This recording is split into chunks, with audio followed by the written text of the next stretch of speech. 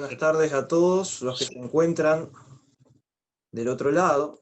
Estamos entonces para iniciar este 30º conversatorio, en este caso en alusión a John Locke, si mal no recuerdo, sí, claramente, John Locke, en esta fecha tan especial, día 22 de agosto, siendo las 18:05 p.m., mientras el documento aún se encuentra cargando.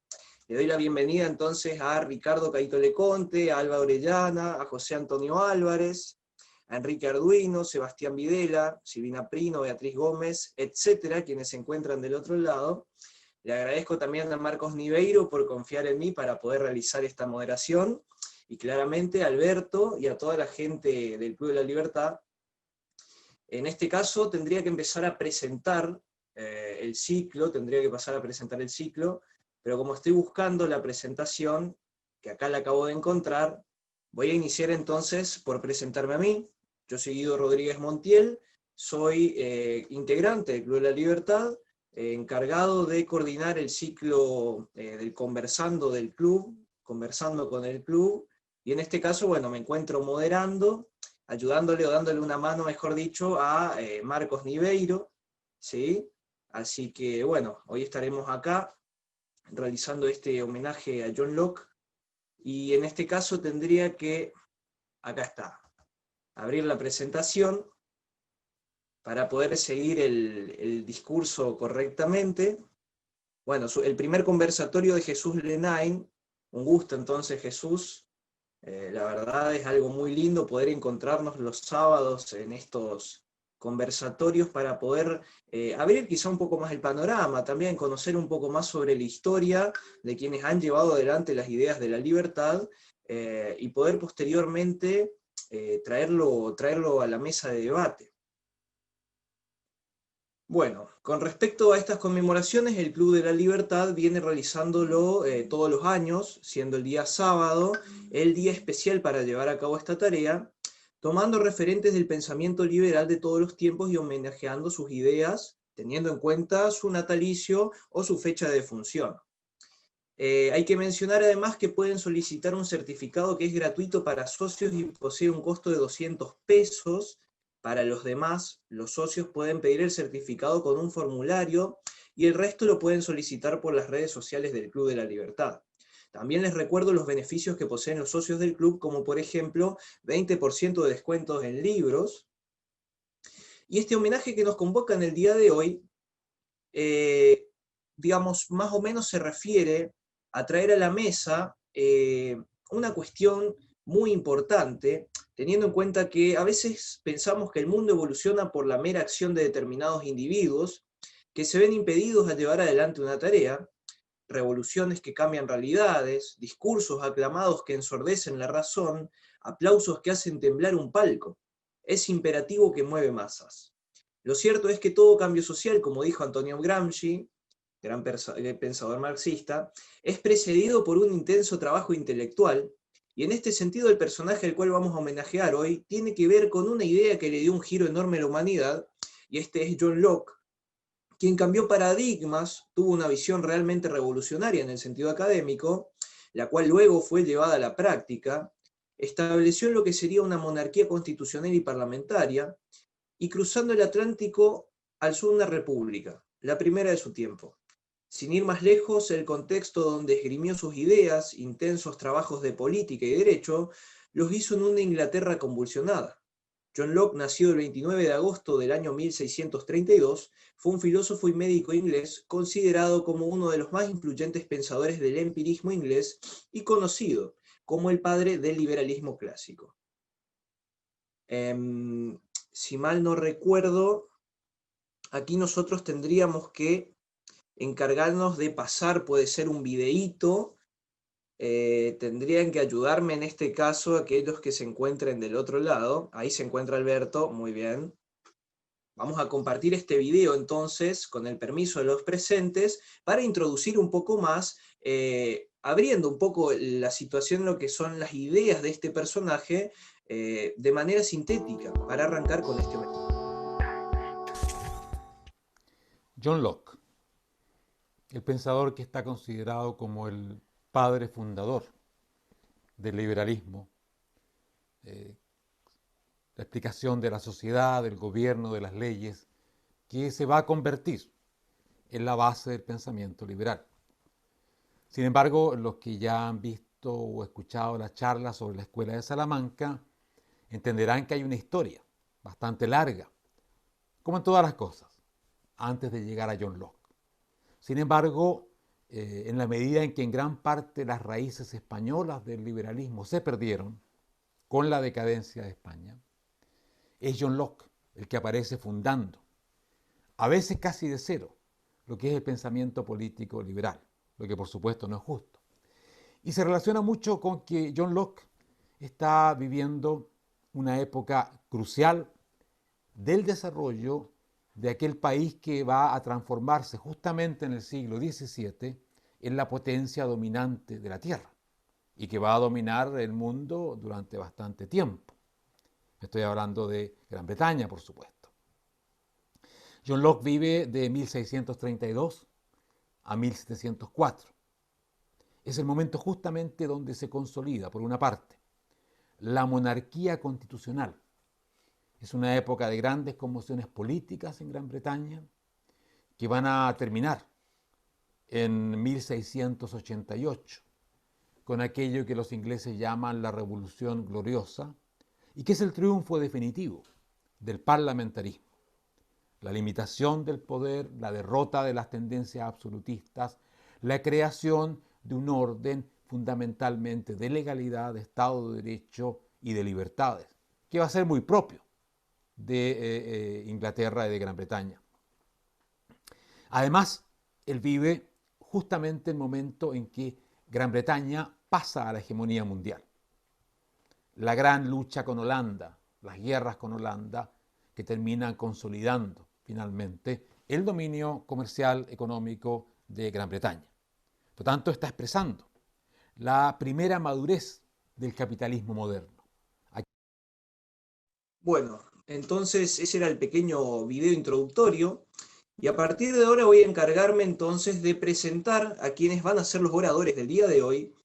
Contaremos con la participación de grandes disertantes, como en este caso María del Alba Orellana, quien es máster en estudios económicos de la UCEMA, trabajadora de la Fundación para la Responsabilidad Intelectual como coordinadora general y columnista en Visión Liberal. Así también José Álvarez, ingeniero en producción agropecuaria, productor agropecuario en zona núcleo y zona mar y sierras, Argentina, e Illinois, Estados Unidos, y consultor agropecuario. Y por otro lado, uno de los directores del club, Ricardo Caíto Leconte, abogado y director. Los tiempos de exposición, cabe recordar, que serán de un total de 15 minutos, a los cuales se le puede llegar a agregar 5 minutos más para poder concretar la idea. A medida que los disertantes van desarrollando sus ideas, pueden ir dejando sus preguntas o inquietudes, así en el final de las exposiciones se abre el debate conversatorio si es que se contestan, perdón. También en este caso, antes de abrir el conversatorio, la Fundación reconoce y agradece el esfuerzo, tiempo y participación de los oradores. Y para participar del conversatorio, uno debe levantar la mano para pedir la palabra y esperar su turno. Dicho esto, se abre el conversatorio. Así que bueno, a partir de ahora vamos a arrancar a escuchar a quien será la primera persona que se encargue de introducirnos un poco en lo que es el inicio de la vida de John Locke. Bueno, gracias. Yo pregunto si se escucha bien. No estoy en este momento en el lugar habitual donde desarrollamos los conversatorios. Tuve que hacer un viaje de urgencia, así que igual me conecté, pero pido disculpas si por algún motivo tengo que terminar alejarme del conversatorio antes de la finalización. Desde ya pido disculpas.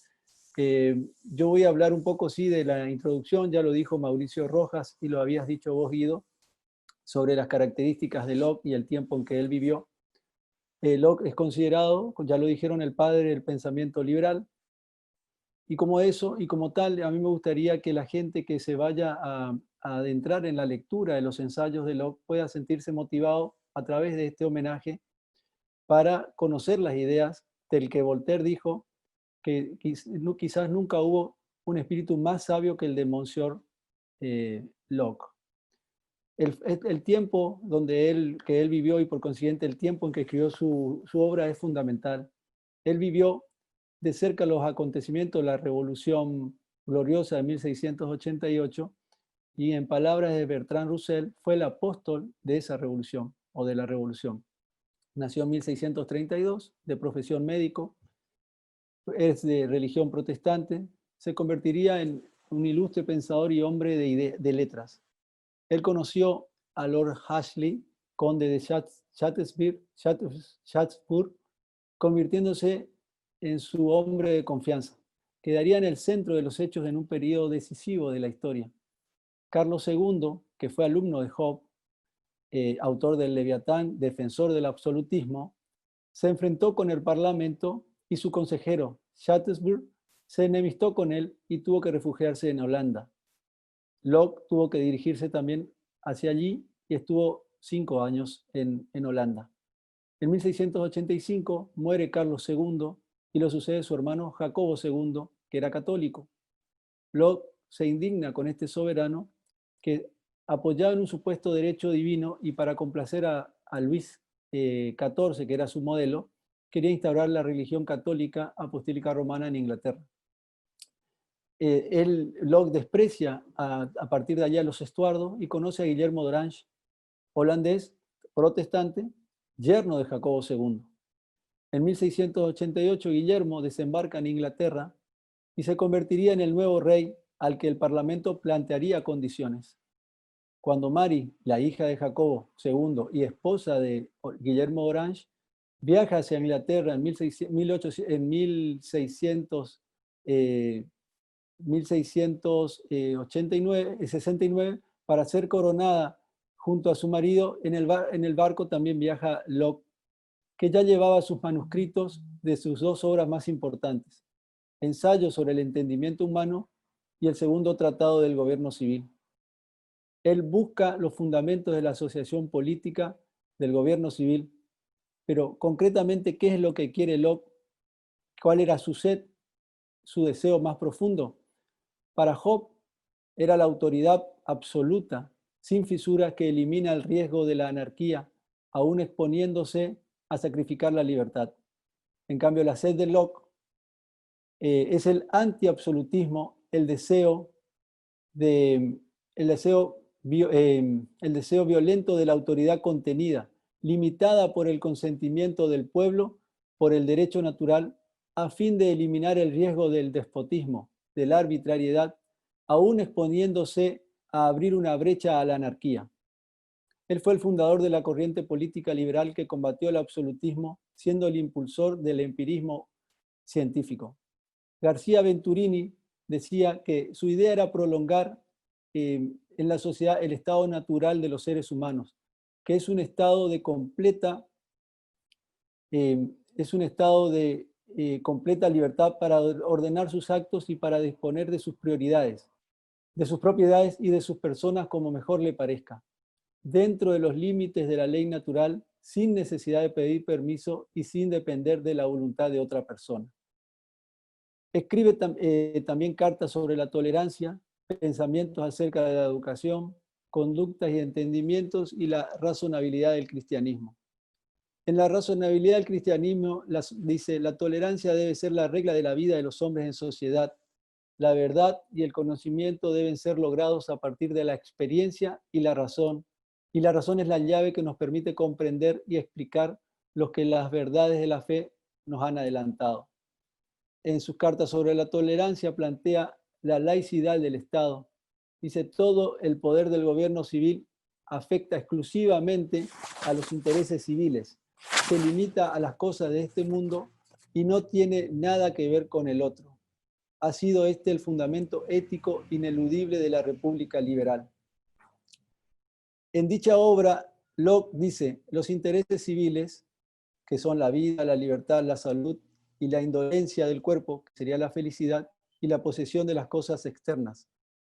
Este principio fundamental es necesario que no se confunda con el utilitarismo de Bentham, supuestamente fundado en la felicidad. El utilitarismo pretende un conocimiento a priorístico, cuantitativo de la felicidad del conjunto y del cual se deriva el concepto del bien común. Tal presupuesto a priori no tiene por objeto limitar el poder político, sino expandirlo. Es entonces, en función del anterior principio, que Locke, a diferencia de Hobbes, pretende la limitación del poder político como una garantía de la libertad individual. Es por ello que en su primer tratado del gobierno civil destruye la teoría del derecho divino de los reyes y así en el segundo propone la restricción de las llamadas prerrogativas del rey, tomando conciencia de la naturaleza humana de los monarcas. Por tanto, decía, es evidente que la monarquía absoluta, que para algunos hombres es considerada como el único gobierno en el mundo, es de hecho inconsistente con la sociedad civil. Decía, yo deseo que estos que hacen objeciones recuerden que los monarcas son solo hombres. Es como si los hombres, al abandonar el estado de naturaleza, acordaran que todos ellos, excepto uno, deban estar bajo la restricción de la ley, pero que él debería retener toda la libertad del estado de naturaleza, aumentada con poder y hacerse licenciosa por impunidad. Esto es pensar que los hombres serían tan tontos que se cuidarían de evitar los daños que le puedan hacer los gatos y los zorros, decía, pero estarían contentos y aún pensarían que es seguro el ser devorado por leones. Evidentemente, de las anteriores consideraciones surge la necesidad de la división de los poderes del Estado como el instrumento para limitar el poder político. Así, la sociedad posee dos poderes esenciales: el legislativo, que reguló las fuerzas de un Estado, que reguló como las fuerzas de un Estado deben ser empleadas para la conservación de la sociedad y de sus miembros, y el ejecutivo, que asegura la ejecución de las leyes. Sobre la propiedad, fundamenta este derecho con un alegato brillante. Cada hombre, dice, tiene la propiedad de su propia persona. Nadie fuera de él mismo tiene derecho alguno sobre ella. El esfuerzo de su cuerpo y la obra de sus manos son también auténticamente suyos. Siempre que alguien saca alguna cosa del estado que la naturaleza lo produjo y la dejó, ha puesto en esa cosa algo de su esfuerzo, le ha agregado algo que es propio y por ello lo ha convertido en propiedad suya. El derecho de propiedad, su límite está siempre en el trabajo de un hombre y las necesidades de la vida. Armando Rivas dice que Locke habría sido interpretado erróneamente al considerar que mediante su defensa del derecho de propiedad a través del trabajo haya propuesto un sistema contrario al capitalismo. Russell ignora que si bien Locke justifica originariamente la propiedad privada en función del trabajo, asimismo considera que a partir de ella se crean más bienes que los que la naturaleza provee, y el dinero y el intercambio que incentiva al hombre a producir más de lo que necesita. El capitalismo, que es una definición peyorativa al liberalismo, o sea, al reconocimiento de los derechos individuales, no existía. Fue justamente resultado económico de la Revolución Gloriosa de 1688 en Inglaterra, y que se llevó a cabo de conformidad con las ideas políticas de Locke.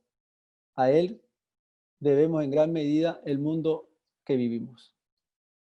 Muchas gracias. Muchas gracias, Ricardo. Entonces, continuamos con la exposición, en este caso, de María de Alba Orellana, ¿puede ser? Te damos la palabra entonces, María, mucho gusto. Sí, te Igualmente. escuchamos. Genial. Bueno, a ver, mi tema va a ser justamente los escritos sobre la tolerancia que mencionaba Ricardo.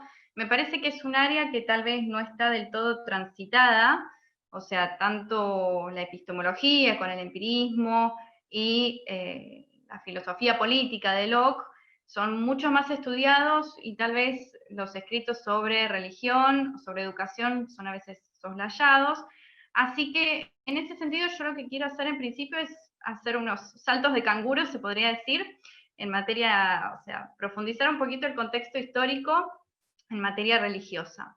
Todo esto comienza en 1215 con la Carta Magna. En ese momento un rey, Juan Sin Tierra, Juan I de Inglaterra, lo llamaban Sin Tierra porque se ve que Juan no estaba hecho para las conquistas territoriales, entonces de ahí surge el apodo. este Juan Sin Tierra discute con el arzobispo discute con el Papa en relación al nombramiento del arzobispo de Canterbury.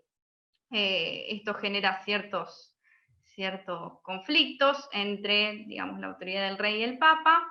Entonces, esta separación ya la separación, si se quiere, del Estado inglés con respecto a la Iglesia, se ve que es un poquito, o sea, forma parte un poquito del ADN inglés. O sea, estamos hablando de 1215, incluso ahí en algunas frases menciono, ¿no? Que la Iglesia inglesa debe ser libre, esto está claramente en la Carta Magna. Incluso se dejan atrás todas las disensiones y los conflictos que había habido entre estas autoridades, ¿no? Las civiles y las eclesiásticas, y dice por allí que las disensiones entre nosotros las remitimos y perdonamos plenamente.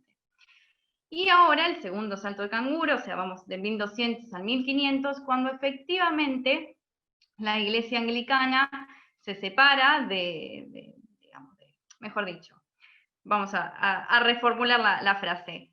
Enrique VIII, bueno, supongo que más o menos todos saben, decide autoproclamarse el jefe de la Iglesia anglicana.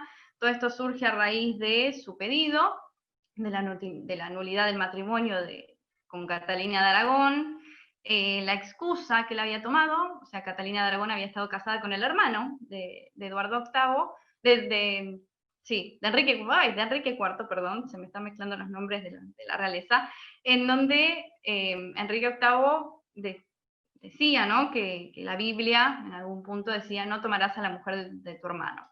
Entonces este es el argumento que él esgrime para pedir la nulidad del matrimonio con Catalina de Aragón.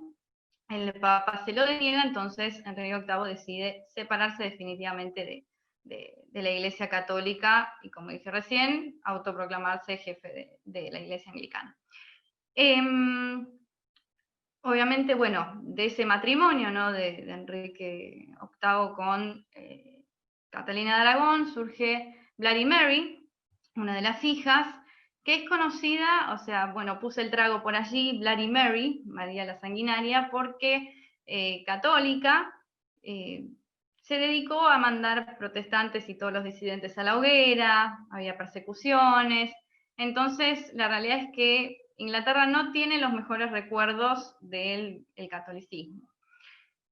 Y ahora hacemos otro salto histórico y vamos ya más cercano a la época de Locke.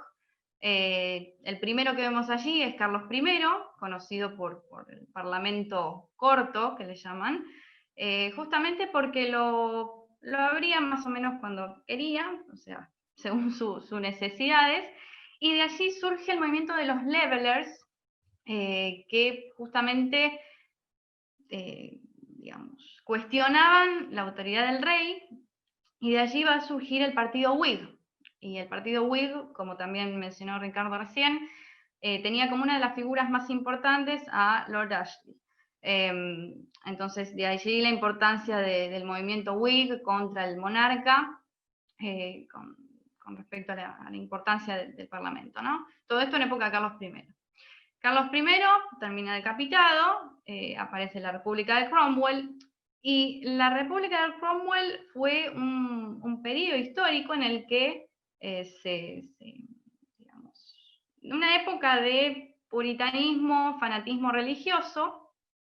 Obviamente Cromwell, bueno, el periodo finalmente termina, se restaura la monarquía con Carlos II esta vez, que firma lo que allí aparece como los Test Acts. Los Test Acts eran unos principios que se habían establecido en Inglaterra, mediante el cual todo empleado público inglés tenía que adherir a la Iglesia anglicana y, digamos, incluso tenía que ignorar el dogma de la transustanciación, ¿no? El dogma católico mediante el cual la hostia, digamos, y el vino que se toma en misa efectivamente es el cuerpo y la sangre de Cristo. Eso formaba parte de los principios de las Test Acts. ¿Qué pasa? Carlos II muere sin descendencia y aparece el hermano Jacobo II, no tengo la foto de Jacobo II, porque en realidad Jacobo II se sospechaba que era católico, no había adherido nunca a estas Test Acts, y si bien él había tenido 2 hijas de su primer matrimonio, una Mary, y la otra, si no me equivoco, se llamaba Ana, eran 2 hijas a las que se habían casado con, digamos, monarcas protestantes de Dinamarca y de Holanda. Y, bueno, cuando finalmente Jacobo II tiene en su segundo matrimonio un niño, varón, que sería tal vez el sucesor al trono, allí surgen más preocupaciones por parte de los antimonárquicos, y tal es así que los llamados 7 inmortales convocan a Guillermo de Orange, que finalmente, bueno, como decía Ricardo recién, es convocado a tomar el trono en Inglaterra.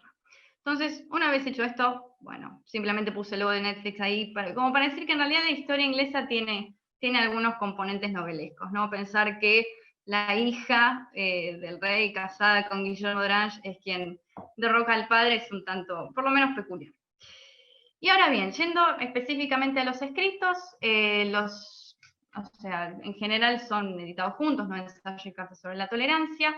Si bien son, como les digo, editados juntos, la realidad es que hay 20 años de diferencia entre uno y otro, y la verdad es que las influencias son diferentes. Por un lado tenemos el ensayo, que escribe en 1666, tiene la influencia de Lord Ashley, que ya lo he mencionado antes, del partido Whig, del partido que parlamentarista, y tuvo una influencia de Alemania, donde John Locke había ido, y la verdad es que se respiraba otro ambiente en materia de tolerancia religiosa, ¿no? Diferentes cultos estaban autorizados públicamente, así que la verdad es que Locke, en contacto con estas ideas en Alemania, como que, bueno, se siente inspirado para escribir este ensayo.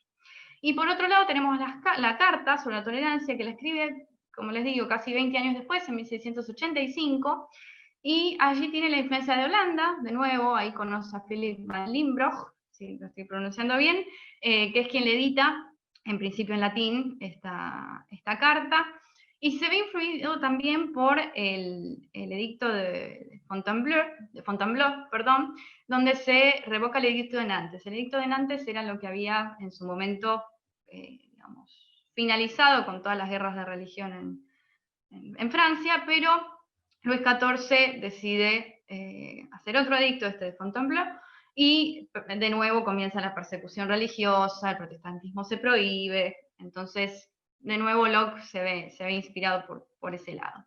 Y ahora, yendo al ensayo, rescaté algunos conceptos fundamentales, algunas frases muy, muy claras. En principio dice que el magistrado no debe entrometerse en nada que no esté dirigido a asegurar la paz civil y la propiedad de sus súbditos, o sea, como restringiendo la autoridad del magistrado a la esfera civil. Y por otro lado, hace una crítica muy fuerte, ¿no?, a todo lo que es el catolicismo, lo llama paspistas, y dice: como se hace con las serpientes, no se puede ser tolerante con ellas y dejar que suelten su veneno. Lo llama enemigos del Estado, y se anima incluso a decir que no deben disfrutar el beneficio de la tolerancia. Y todo esto, ¿por qué? Porque lo que él consideraba era que los católicos respondían a la autoridad del Papa, un príncipe extranjero, entonces la verdad que rendir pleitesía a un príncipe extranjero no era bien visto para Locke, y tal es así que el catolicismo no era por lo menos era cuestionable. Por otro lado, sin embargo, lo que dice es que la violencia es absolutamente inútil, o sea, todo lo que puede llegar a tratar de convencer a otro en materia religiosa deriva en hipocresía. O sea, si uno realmente no está convencido de sus ideas, pero va a sufrir algún tipo de persecución o algún tipo de violencia sobre él, ok, lo va a aceptar de la boca para afuera, pero la realidad es que es preferible, digamos, no generar hipocresía. Es preferible para Locke tener enemigos claros, evidentes e identificables que falsos amigos, o sea que esto sería totalmente contraproducente para Locke. Y esgrime por último el argumento religioso, indicando que la violencia no es un método por el cual la Iglesia puede convencer, tiene que apelar a otras herramientas, la retórica, la persuasión, definitivamente no la violencia. Uy, perdón, ahí está. Y en cuanto a la carta, Él apela a las conciencias, ¿no?, de todos aquellos que, bueno, que torturan, destruyen y matan a otros hombres con el pretexto de la religión. Por supuesto, dice que el cuidado de las almas no está encomendado al magistrado civil ni a ningún otro hombre, o sea, en definitiva, nadie le puede decir al otro en qué creer o cuál es el camino correcto para la salvación del alma. Y lo que él hace en la carta es distinguir con exactitud, de hecho lo dice claramente, distinguir las cuestiones de gobierno civil de las cuestiones de la religión y fijar las debidas fronteras que existen entre la Iglesia y el Estado. Y tal es así que el Estado lo define como una sociedad de hombres, constituida únicamente para preservar y promocionar sus bienes civiles, y por otro lado la Iglesia como una asociación libre y voluntaria. Ahora bien, en cuanto a lo que es la separación Estado-Iglesia, lo que dice, bueno, otra cita que tomé, es: ninguna persona privada tiene en ningún caso derecho alguno a perjudicar a otra persona en sus bienes civiles solo porque esa persona profese otra religión o forma de culto. Todos los derechos que le pertenecen como hombre o como ciudadano deben serle preservados inviolablemente. Y así es como decidí hacer ahí unos bullet points. El Estado, digamos, tiene como autoridad civil al magistrado, que solamente se tiene que ocupar de los bienes temporales. De nuevo, también como decía Ricardo hace un ratito, el objetivo del gobierno es proteger los bienes de esta tierra, o sea, y proteger a sus ciudadanos en su vida, en su libertad y en su propiedad. Tiene obviamente la exclusividad del uso de la violencia, y la membresía en el Estado no es optativa, sino que es más bien obligatoria, y lo que nos debe conducir es la razón. Y por otro lado, lo distingue de la Iglesia, diciendo que la autoridad eclesiástica solamente se tiene que restringir a la protección, digamos, de los bienes espirituales. O sea, en definitiva, Locke me parece que en cuanto a la propiedad es como que establece que hay bienes o una propiedad temporal de esta tierra y una propiedad espiritual, llámese alma, y a raíz de ahí, a raíz de esta diferenciación en materia de propiedad, él establece dos tipos de comunidades, o sea, la comunidad civil y la comunidad eclesiástica. Entonces, bueno, justamente la eclesiástica tiene que ocuparse de la salvación de las almas. De nuevo, la violencia va en contra de la doctrina, tiene que apelar a otros argumentos de seducción, de persuasión. La membresía es voluntaria, como lo había dicho antes, es una asociación libre y voluntaria, y lo que nos debe regir en esta comunidad es la fe. Y ahora, lo que me parece importante aclarar es que la tolerancia en Locke tiene una intención política, o sea, en realidad, bueno, personalmente, ¿no?, nunca me terminó de convencer el término tolerancia. Me parece que respeto me gusta más, porque tolerancia implica tal vez que hay un tolerado y un tolerante, o sea, que hay alguien que tolera y hay alguien que es tolerado. Entonces, en lo personal, tal vez el término no me termina de convencer, pero en Locke esto tiene una intención política, con la intención de preservar la paz del Estado y de evitar la violencia que se había vivido tanto tiempo en Europa, ¿no?, mismo en Inglaterra, o la guerra de religión en Francia. Entonces es en este contexto que, digamos, Locke apela a la tolerancia religiosa con el fin de preservar, digamos, la sociedad civil pacífica, ¿no? Por eso no se tiene que entender tal vez con los parámetros de hoy. Entonces, bueno, ahí otra cita que tomé: no es la diversidad de opiniones, que no puede evitarse, sino la negativa a tolerar lo que ha dado lugar a todos los conflictos y guerras que ha habido en el mundo cristiano a causa de la religión. Por eso quise hacer un breve raconto histórico en materia religiosa, porque me parecía importante, ¿no? Y, sin embargo, la tolerancia en Locke es limitada. O sea, sabemos que Locke escribía desde su lugar de protestante, de anglicano, y él dice que no bueno, o sea, las imágenes tal vez dan unas pistas. Por un lado dice que los ateos, al no tener Dios, al no tener una especie de tener respuesta, ¿no? O sea, como que los ateos no tienen motivos para ser buenos, como que no, y eso eventualmente los haría malos ciudadanos. Entonces, la preocupación de Locke es que, bueno, un ateo presta juramento y sobre qué base se sostiene. Eso por un lado. Por otro lado, bueno, ya hablé un poco de la Iglesia Católica, ¿no?, diciendo que era algo extranjero, que no debía involucrarse en la política local. Y por último, ahí la pirámide maya, tal vez es un poco desconcertante la imagen, pero lo que quería decir es que todo lo que tenga que ver con la protección de la vida, la libertad y la propiedad era importante para Locke. Entonces, los mayas o los aztecas que hacían sacrificios humanos, desde ya que, o cualquier otro culto, ¿no?, que incurriera en delitos contra vida, libertad o propiedad, no tendrían que ser aceptados, básicamente porque no son aceptados en la esfera civil, entonces, por tanto, tampoco tendrían que ser aceptados en la esfera religiosa. Y por último, quería hacer una pequeña, así un simple comentario, ¿no?, de hablar que la vigencia de Locke todavía está vigente, o sea, el tema del pañuelo naranja que allí vemos, la Iglesia del Estado, asuntos separados, son todavía temáticas que están vigentes en algún punto, y me parece interesante rescatar justamente, ¿no?, el legado de Locke en ese sentido. Así que con eso finalizo la exposición, como para darle la palabra a los otros oradores. Bueno, muchísimas gracias entonces, María, la verdad, un placer poder escucharte. Y en este caso vamos a darle la palabra al señor José Antonio Álvarez, quien será el último participante, para luego poder abrir la sala de debates, mientras vemos que la gente escribe en el chat. Carlos Moratorio, que tiene una pregunta muy interesante que me gustaría traer a colación posteriormente. Bueno, muy buenas tardes entonces, José Antonio. Un placer tenerlo con nosotros.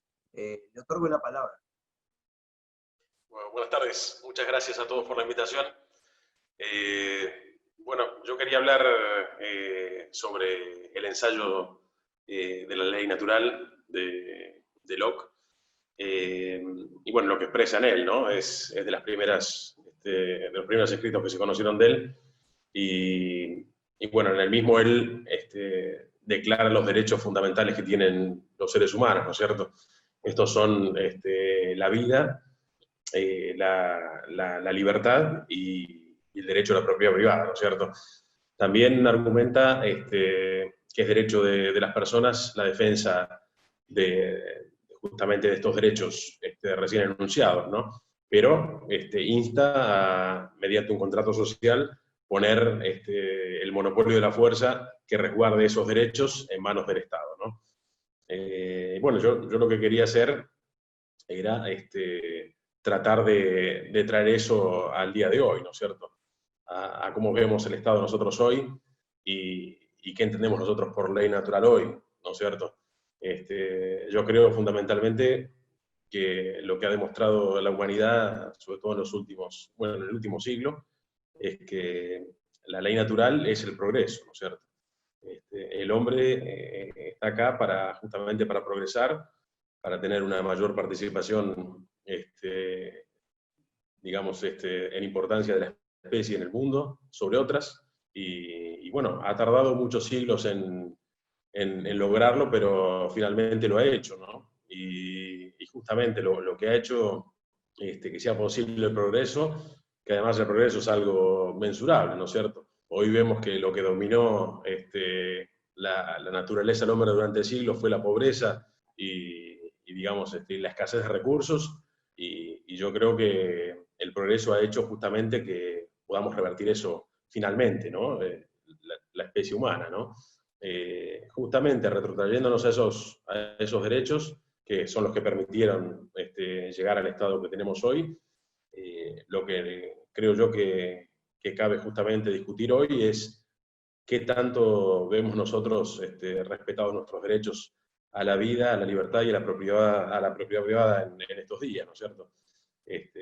Las organizaciones, digamos, de las sociedades, hoy, a pesar de la evidencia y a pesar justamente del progreso que tuvimos como seres humanos, estamos discutiendo cosas tan básicas justamente como las libertades individuales y el derecho a la propiedad privada, ¿no? Y sobre todo eso es bastante evidente en países como el nuestro, ¿no es cierto?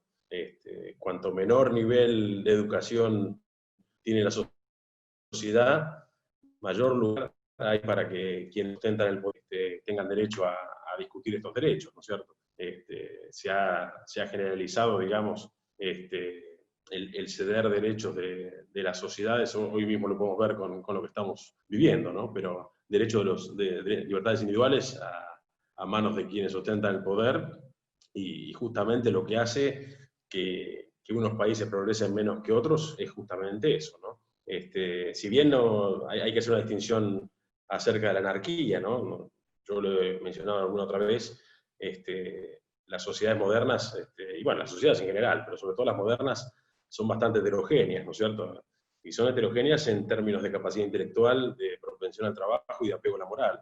Con lo cual, tener un cierto orden y tener un Estado que garantice esos derechos es necesario, ¿no es cierto? Pero ¿cuál es la medida de ese Estado y hasta dónde tenemos que permitir que ese Estado progrese sobre justamente las libertades y la propiedad privada? Creo yo que es menester discutirlo, ¿no? Bueno, yo creo que, como dije hace poco, ¿no? Hay pocas décadas desde que nosotros podemos decir que hemos superado problemas que aquejaron a la humanidad durante siglos, ¿no? Fue el año, todavía hace poco, el año 1990, cuando en realidad la población pudo llegar a producir la cantidad de alimentos necesaria para alimentar a la población entera. Y hoy justamente, a pesar de que seguimos creciendo, seguimos produciendo, en el caso ¿no es cierto?, de los alimentos, un crecimiento en la producción a una tasa mayor, inclusive que el crecimiento de la tasa poblacional. Y esto es particularmente válido en países donde justamente hay libertad, y además donde se respeta el derecho a la propiedad privada, ¿no es cierto? Yo por eso bueno, no quiero dejar de mencionar que vivimos en un país donde justamente derechos fundamentales como justamente las libertades individuales y la propiedad privada, ¿no? Y dentro de las libertades individuales, yo creo que la libertad económica es justamente, tal vez, una de las más importantes, porque es la que permite el ejercicio de todas las otras, ¿no? Yo creo que como sociedad tenemos que plantearnos que tenemos que luchar justamente por la defensa de esas libertades, ¿no es cierto? Pero bueno, creo que es una lucha diaria, y justamente hoy vemos que se discuten en el mundo todavía ciertos derechos, ¿no es cierto?, aprovechando este contexto que tenemos, ¿no? Pero bueno, lo otro que quería señalar justamente es que el progreso también se basa en un sistema de premios y castigos. Cuando nosotros, digamos, en pos de la solidaridad o de la igualdad, hacemos que esfuerzos disímiles sean premiados de igual manera, lo primero que estamos haciendo es justamente rompiendo ese sistema de premios y castigos. Y es lo que justamente hace que alguien se esfuerce más que otro para conseguir algo, ¿no es cierto? Cuando nosotros vemos sociedades que han logrado romper ese sistema de premios y castigos, lo primero que vemos es atraso, ¿no es cierto? Y nuevamente, yo creo que en el país que estamos nosotros viviendo, es una discusión a diario acerca de si nosotros tenemos derecho a obtener un beneficio mayor por un esfuerzo mayor, ¿no es cierto? Todo nos dice que justamente está mal visto, ¿no? Y yo creo que es fundamental que nosotros como sociedad luchemos para que se respete ese tipo de beneficios, ¿no es cierto?, al mayor esfuerzo, ¿no? Bueno, por último también quisiera mencionar que lo que otorgan, digamos, las libertades individuales es justamente la garantía para producir riqueza, ¿no es cierto? Otra discusión que tenemos siempre y vemos a diario es con gente que cree que la riqueza es un juego de suma cero, ¿no?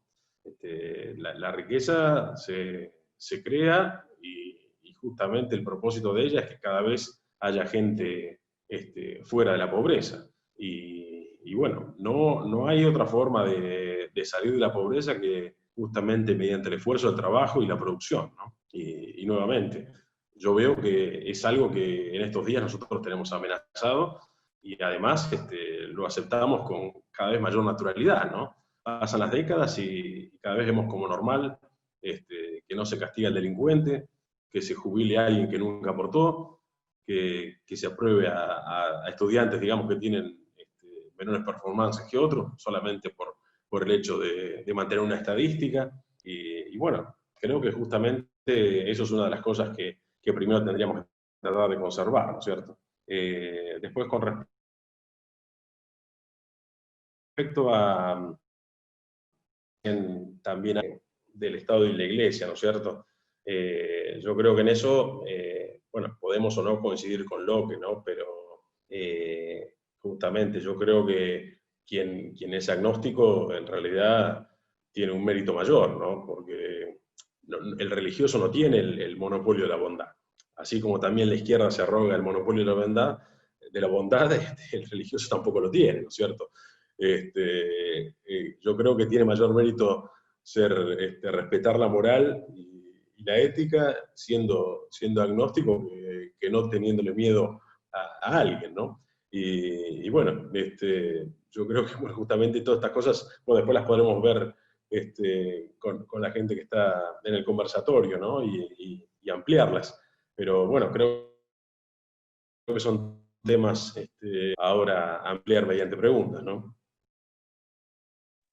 Bueno, muchísimas gracias, José. La verdad, un placer poder escucharlo. Y a partir de entonces abrimos el debate.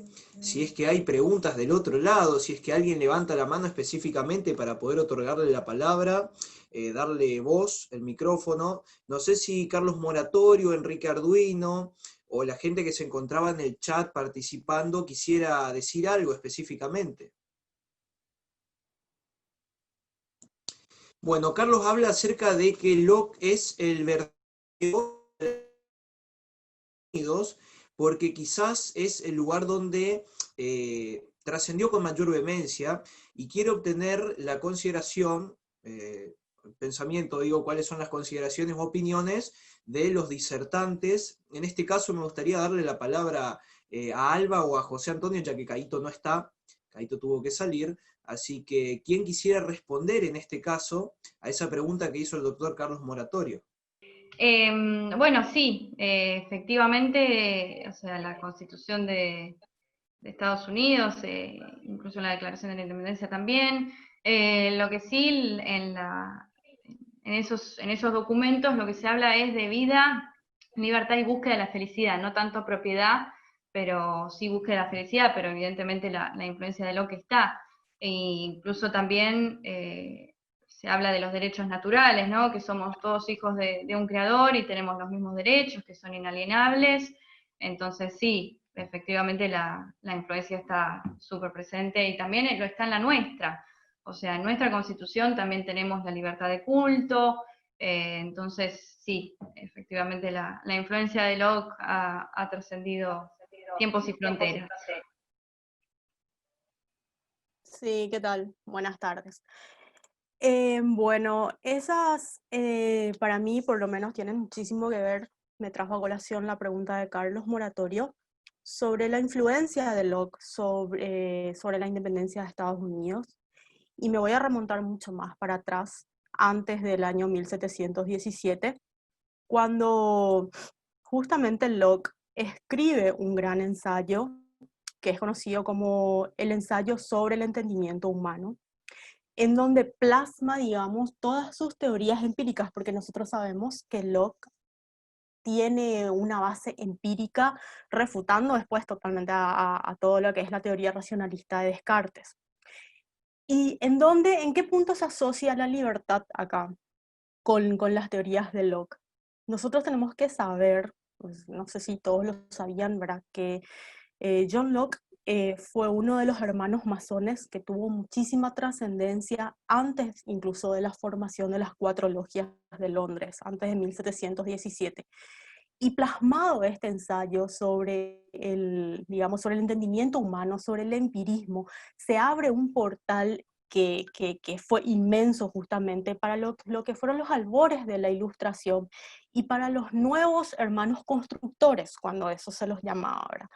Entonces, para mí tiene muchísimo que ver, no solamente, digamos, a todo lo que ha trascendido anteriormente, incluso lo que Alba mencionaba sobre la separación muchos siglos antes, ¿verdad?, de la Iglesia con el Estado, el anglicanismo con el cristianismo, etcétera, sino que para las posteriores reivindicaciones políticas de las cuales se agarraron en los nuevos albores de la iluminación, como mencioné recién, tomando en base al empirismo y yendo en contra todo lo que tendría que ver ya con el racionalismo de René Descartes. Justamente también Newton, para ciertos estudios, se agarró de ambas teorías, se agarró de una parte de lo que era justamente la geometría analítica que había plasmado Descartes en sus estudios, y la experimentación o el empirismo de John Locke para determinar justamente, o sea, el tipo de empirismo de John Locke para determinar la forma actual con la cual nosotros tendríamos que mirar a la ciencia, ¿verdad? De asombrarse y encontrar a Dios, decía él, que Dios para nosotros puede ser la creación, el creador, como cualquiera le pueden llamar, ¿verdad? Por eso justamente Locke no, tenía una, digamos, una opinión relativa con lo que era el cristianismo en sí, la iglesia con la afectación al Estado, y por otro lado también el otro extremo de lo que era el ateísmo, o sea, no estaba conforme con ninguna de las dos partes, porque si bien una quedaba ciega ante todo lo que el mundo propiciaba para que se puedan observar y entender el comportamiento humano en sí, la otra ejercía una coacción sobre las individualidades de las personas. Entonces, para mí sí tiene muchísima influencia el pensamiento empírico de Locke y lo que hace a la libertad en sí por los principios ya que él manejaba incluso al entrar dentro de la logia masónica. Eso se fue trasladando y por supuesto que tuvo mucha influencia, al igual y como mencionaba Marcos acá, Jean-Baptiste Say y Adam Smith, en lo que fue la, digamos, la independencia de Estados Unidos después. Nada más quería acotar eso, gracias. Bueno, muchísimas gracias, Paola. Acabo de conectarme de nuevo porque había salido sin querer, no sé qué pasó. Y bueno, en este caso seguimos abriendo el panorama para más preguntas, más respuestas a otras inquietudes. En este caso, por ejemplo, vamos a leer qué hay en el chat. Preguntaban si es que Locke era liberal nacionalista, decía Jesús Lenain. No sé quién puede responder a eso, si alguien tiene alguna acotación para hacerlo. Como también así hablaban sobre que Locke no era anglicano, sino que era puritano. Una corrección o una aclaración quizá que nos dejaban los participantes en el chat. Entonces, reitero la pregunta, si es que alguien quiere hacer alguna aclaración, alguna acotación extra, o preguntar algo más. En todo caso, podemos derivar en otras cuestiones. A mí al menos me gustaría preguntar, ¿qué diría John Locke en la actualidad respecto al tema de iglesia y Estado? No sé quién puede responder a eso, si es que Alba se encuentra calificada, si considera que puede darme una respuesta a esa cuestión. A ver, ¿qué podría decir hoy? A ver, tal vez lo primero que se me ocurre, me parece que obviamente desde ya criticaría todo tipo de fanatismo religioso. A ver, en Medio Oriente vemos, no sé, digamos, organizaciones terroristas islámicas que destruyen templos porque son, digamos, paganos y herejes. Tal vez eso con respecto a Medio Oriente. Y con respecto tal vez a lo que es acá en Argentina, y tal vez criticaría algunas observaciones que puede hacer el Papa con respecto a la política local o con algunas críticas que hace del sistema capitalista. Entonces me parece que tal vez eso es lo que se me ocurre. Obviamente no tenemos la máquina del tiempo como para traerlo a Locke acá, pero me parece que es lo que se me ocurre como que diría, digamos. ¿No? Perfecto. ¿Alguien tiene alguna otra consulta para poder hacer, seguir abriendo el debate? Ahí saluda Enrique Arduino, no sé si se está despidiendo o si está levantando la mano. Denle el micrófono a Enrique, por favor. Complementando lo que dijo Alba, y siguiendo a nuestro mismo mentor, Eduardo Martí, yo creo que Locke se asustaría con la estupidez supina que se hizo con la maldita palabra altruismo, con la interpretación de Comte. ¿Por qué? Porque hay un altruismo justificador de los estados, moralmente justificador de los estados y de las religiones, que es lo que genera Comte. Tanto como Keynes, como dice bien Javier Milei, le da la justificación a los gobiernos gastadores económicamente. El altruismo de Locke era un altruismo que viene de raíces muy profundas, y estamos hablando en las antiguas civilizaciones orientales, donde era obligación tratar de mantener a las viudas, por ejemplo. Eso es altruismo. Pero el altruismo de las islas, el altruismo que defendían los escoceses, que defendían los ingleses, que defendían Locke, es un altruismo totalmente diferente. Y que es un altruismo virtuoso. No un altruismo de torta cerrada como el que arma Comte. No, tenés que ayudarlo al otro aunque vos te fundas. ¿Sí? Entonces después yo voy a hacer el fundido y el otro me va a tener que ayudar a mí. ¿Y dónde progresamos, como dijo José Antonio? ¿Cuándo progresamos con ese altruismo? Simplemente destruimos el tejido social y la economía. No se puede progresar. Locke planteaba una cosa, como todos los filósofos de esa época, y yendo al comentario de Paola, que tuvo una gran influencia sobre los que se convirtieron los lugares de reunión de las personas influentes, que fueron las logias masónicas, Locke planteaba una cosa muy fácil. ¿Cuál es el mejor altruismo que puede practicar una persona como para mantener su sociedad? Simplemente, valídate a ti mismo. No seas una carga para los otros. Asegura tu subsistencia. Y si después todavía te queda, ayuda a los demás.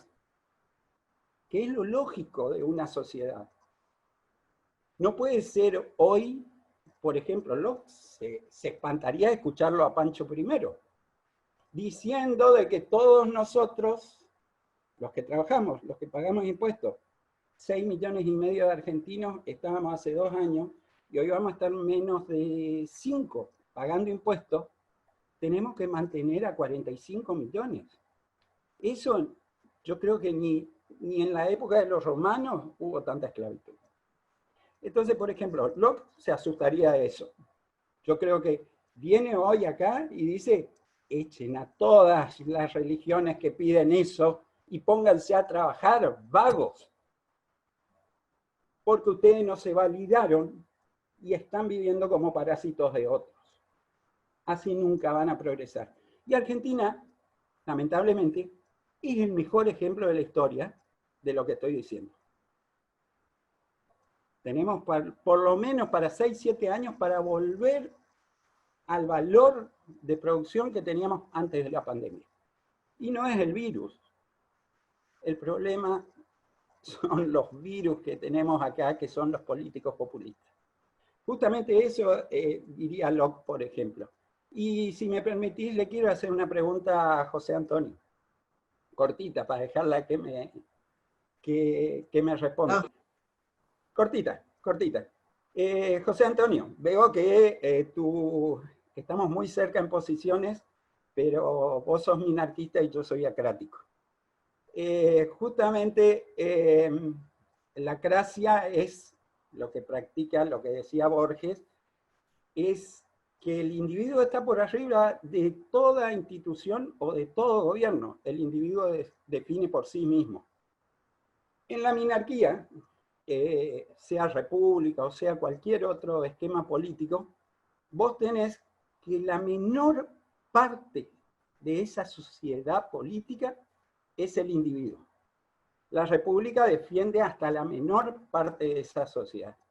Y si es el individuo, ¿por qué le cuesta tanto a la gente aceptar de que, si bien se lo llama anarcocapitalismo por una cuestión de marketing más que nada, que haya una sociedad crática donde cada individuo se autogobierne y se autodicte las leyes de subsistencia, de existencia que va a tener, y haga acuerdos contractuales con la gente que piensa igual y elimine a la gente que piensa que no le agrada cómo piensa o cómo actúa? ¿Por qué la gente tiene tanto miedo a eso? Sí, Enrique, yo la verdad que coincido prácticamente en todo con vos. Yo creo que la diferencia justamente para llegar a un nivel, digamos, de anarquía o de acracia, como vos decís, es justamente la disparidad en la educación, ¿no? Yo creo que, bueno, lo decía, digamos, durante la exposición, ¿no? Yo creo que esa discusión la tenemos siempre entre los que somos más liberales y los que son, digamos, más anarquistas, ¿no? O ácratas, pero justamente yo lo veo difícil de llevar a la práctica por esa razón. Yo he visto, por ejemplo, comunidades en Norteamérica, sobre todo comunidades chicas en el interior, en los que, digamos, dejando de lado el pago de impuestos que ellos tienen generales digamos, al Estado federal, después en sí mismas, dentro de las comunidades, justamente prevalece el altruismo bien entendido y mucha gente se dedica a hacer acciones por los demás sin cobrar nada a cambio, ¿no es cierto? Y eso es bastante habitual. Ahora, eso cuando vos lo llevas a una sociedad más grande y donde metés además el anonimato y gente que no va a tener, digamos, posibilidad de pagar o pagar las consecuencias de errores que comete, que justamente lo brinda el anonimato, es difícil dejar librado al azar que todo se comporte como corresponde, ¿no es cierto? Yo creo que si vamos bueno, a defendernos de los ataques de otros, vamos a perder bastante tiempo justamente en la actividad productiva solamente para poder mantener lo que nosotros ya damos por sentado en una sociedad de un contrato social, ¿no es cierto? Yo siempre, cuando hay estas discusiones, pongo por ejemplo, ¿qué pasaría si nosotros armamos un proyecto y nos vamos a, no sé, a producir a África? Bueno, vamos a estar gran parte del año defendiéndonos justamente de los que van a venir justamente a matarnos, ¿no es cierto? Entonces, es posible, sí, con otro nivel de moral, con otro nivel intelectual y con otro nivel de esfuerzo, ¿no es cierto? Que es lo que dije yo hace un rato cuando hablé, ¿no es cierto? Para mí lo ideal sería eso. Y de hecho, bueno, lo vi toda mi vida y lo hablé en mi familia, que, bueno, eran republicanos en España, ¿no es cierto? Ahora, después en la práctica, digamos, es difícil de llegar a ese nivel, digamos, de paridad donde todos quieran lo mismo, ¿no? Yo creo que perderíamos bastante tiempo tratando justamente de proteger lo que logramos, ¿no? Pero es difícil por la sociedad o por la intromisión del gobierno, porque si lees de la provisión de seguridad de Molinari, de Gustave de Molinari, te explica perfectamente algo que sucede hoy. Vos no te quedás a cuidar tu casa todo el tiempo. Contratás a una agencia de seguridad o contratás a una agencia de alarmas. Y eso podría hacerse en cualquier lado. Yo me iría a África, contrataría la mejor agencia de seguridad para todos los que me quieran robar y que yo no tenga un problema moral ni legal para eliminar al que me quiera robar. Y directamente lo que haría es hacer lo que sé hacer yo, producir. Entonces, sí, eso... por eso a mí me llama la atención tanto que hoy no estemos más avanzados en ese concepto y todavía sigamos, aunque sea siendo con un pensamiento minarquista, que en ninguna parte del mundo hay un gobierno minarquista, sigamos permitiendo que cierta gente que no se validó, que no puede hacer nada por ellos mismos, sigan supuestamente haciendo altruismo con nuestro dinero, con nuestro esfuerzo, con nuestra riqueza. Sí, yo quería decir algo, ¿no es cierto? Hay una gama, digamos, entre lo que nosotros vivimos hoy acá en Argentina y lo que estamos planteando y lo que se puede llegar a lograr, ¿no es cierto? Yo creo que como primer objetivo tendríamos que tratar de parecernos a los países que realmente funcionan bien, porque de hecho hay 200 países y muchos funcionan bien. Eso es innegable, digamos, ¿no es cierto?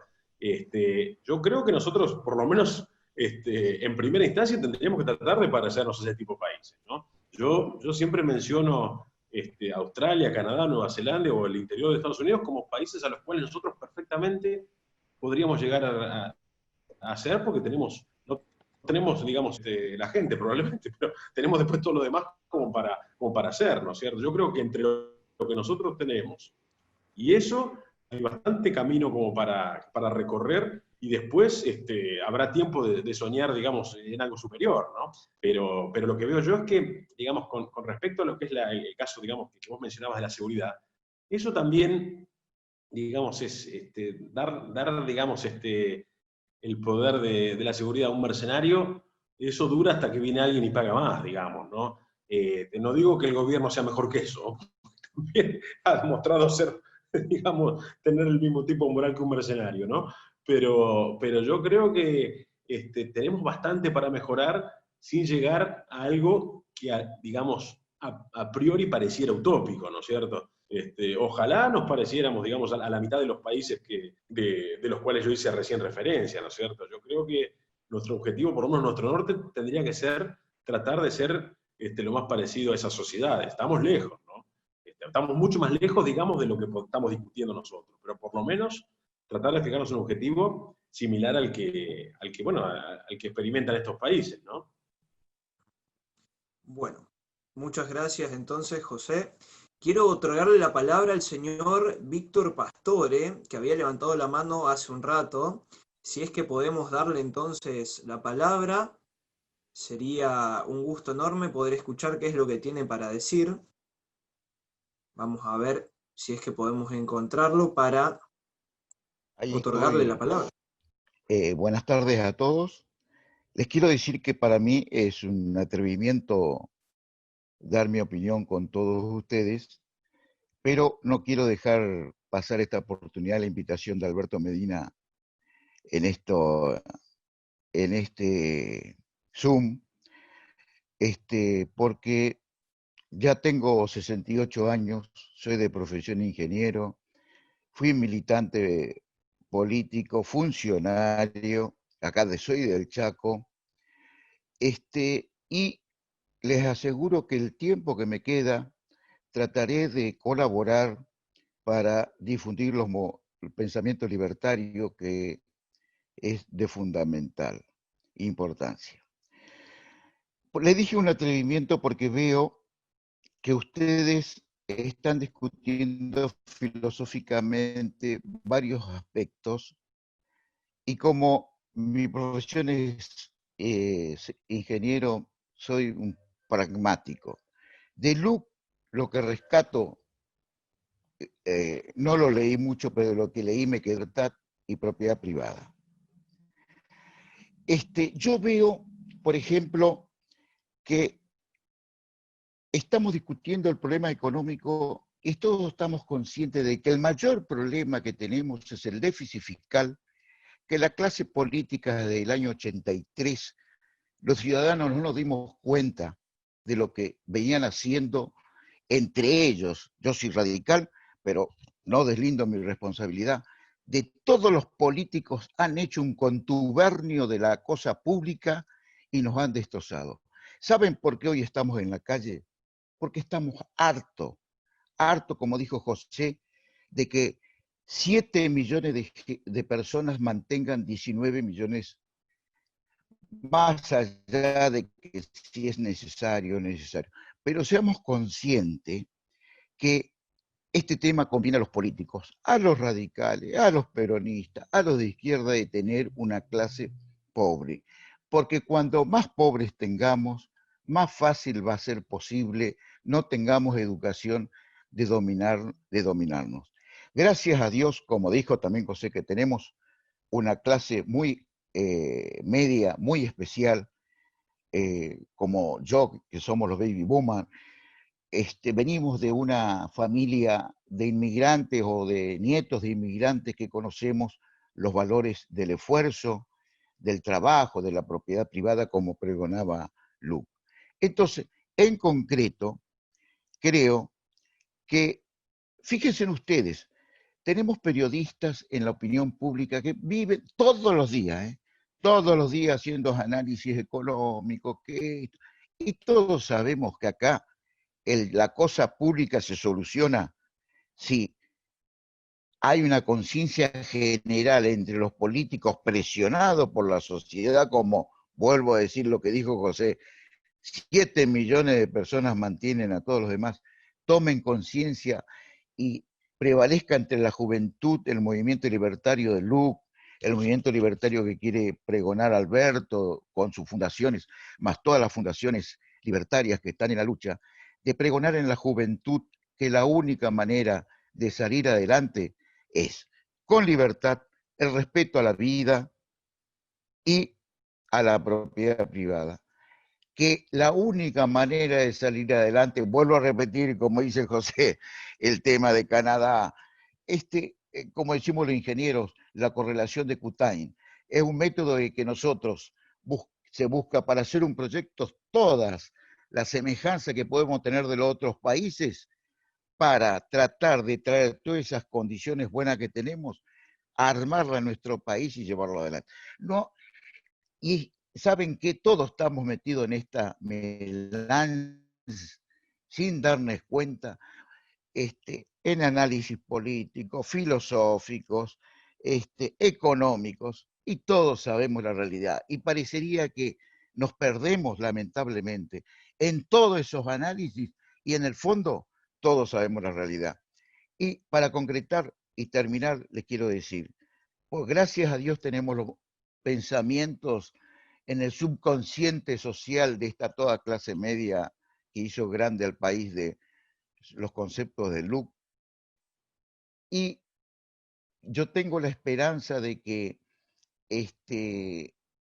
esa gente, o sea, nosotros, salgamos del estado de comodidad, del estado de confort, y de una vez por todas elijamos los políticos que correspondan, porque los políticos que tenemos no salen de la luna, salen de nuestra sociedad. Entonces, acá en el Chaco, donde estoy yo, el 87% del presupuesto provincial se gasta en sueldos públicos. Entonces, no hay una generación de enseñanza de emprendedores, de saber que son capaces. Y les quiero terminar con esto. Nunca, a todos ustedes les digo, nunca tuvieron los chicos, los viejos, los de media edad, la posibilidad de contar con tanta información, con tantos medios como lo que brinda Internet, para que cada uno, si quiere ser culto, si quiere ser plomero, si quiere ser albañil, tiene tutoriales, tiene instrucciones, todo para ser una mejor persona a través del conocimiento y a través del esfuerzo. Tenemos toda la posibilidad. Si nosotros logramos pregonar eso en nuestra sociedad, estoy seguro que vamos a salir adelante. Muchas gracias. Muchísimas gracias por su mensaje, ingeniero, la verdad, muy motivador, muy alentador. Y bueno, siendo las 19:21, me toca avisar que vamos cerrando otro evento, otro homenaje, en este caso a John Locke, y los esperamos también en otra edición de homenajes como el próximo sábado a las 18 horas, donde se hará un especial en conmemoración a Juan Bautista Alberdi. Así que, qué bueno. Qué bueno. Hermoso, sí. Qué bueno. Hay que hacer lo posible para seguir difundiéndolo. Muy interesante, unos expositores de gran nivel. Así que bueno, muchísimas gracias a todos los que se encuentran del otro lado, a los disertantes claramente, y bueno, nos encontraremos en otra edición de homenajes en este mismo lugar. Hasta luego.